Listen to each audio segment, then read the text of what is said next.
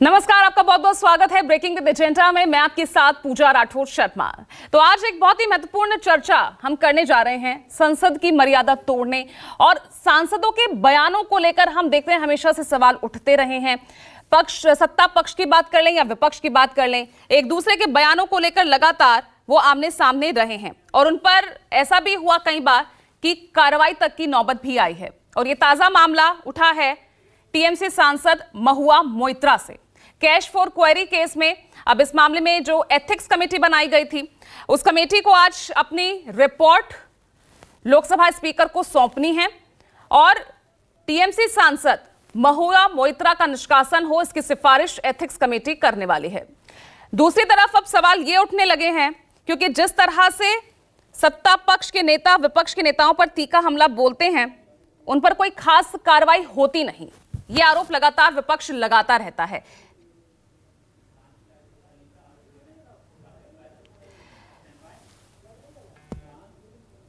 तो चलिए अब आपको मैं दिखाने जा रही हूं एथिक्स कमेटी पर कार्रवाई के क्या आरोप। दानिश अली जो कि सदस्य हैं एथिक्स कमेटी के, वो कह रहे हैं कि अध्यक्ष 15 मिनट देरी से आए, 2.5 मिनट में ही मीटिंग खत्म कर दी गई।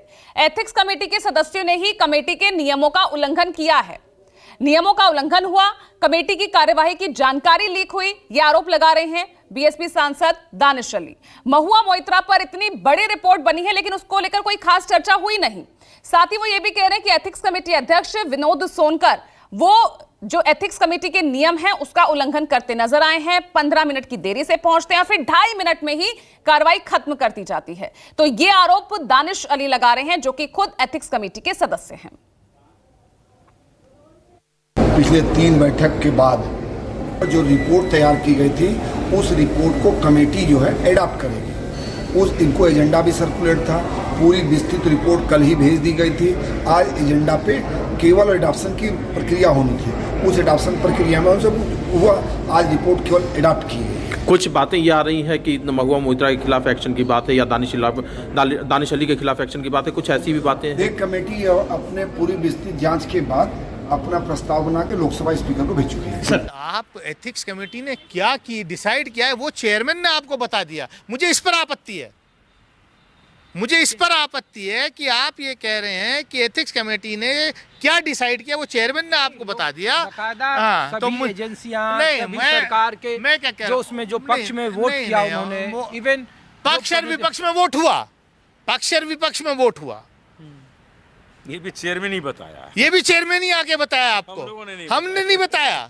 लेकिन समझे? नहीं, आपके पास सवाल लोग इसलिए पूछ रहे हैं। रूल 275, इसीलिए हम कह रहे हैं रूल 275 का उल्लंघन पहले दिन से एथिक्स कमेटी के चेयरमैन कर रहे हैं, बीजेपी के सारे सांसद कर रहे हैं, हम लोग पर और एक्शन हम लोगों पे होगा। वाह रे वाह, क्या बात है। तो चलिए ये मामला जो है और ज्यादा गंभीर होता दिख रहा है क्योंकि अब सीधा सीधा सवाल महुआ मोइत्रा की सदस्यता पर आ टिका है कि उनकी सदस्यता किस तरह से संकट के बादल छाए हुए हैं क्योंकि एथिक्स कमेटी ने उनके निष्कासन की सिफारिश कर दी है।